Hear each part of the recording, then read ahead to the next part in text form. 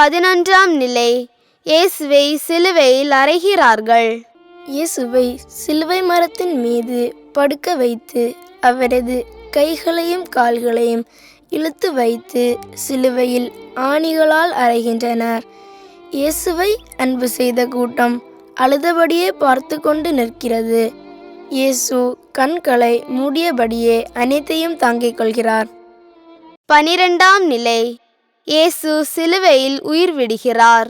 லூக்கா நற்செய்தி பிரிவு 23 34 முதல் 46 வரை உள்ள இறைவார்த்தைகள். அப்போது இயேசு, தந்தையே, இவர்களை மன்னியும், ஏனெனில் தாங்கள் செய்வது என்னவென்று இவர்களுக்கு தெரியவில்லை என்று சொன்னார்.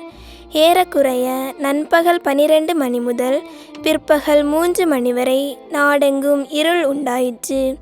கதிரவன் ஒளி கொடுக்கவில்லை. திருக்கோவிலின் திரை நடுவில் கிழிந்தது. தந்தையே, உம் கையில் என் உயிரை ஒப்படைக்கிறேன் என்று இயேசு உரத்த குரலில் கூறி உயிர் துறந்தார்.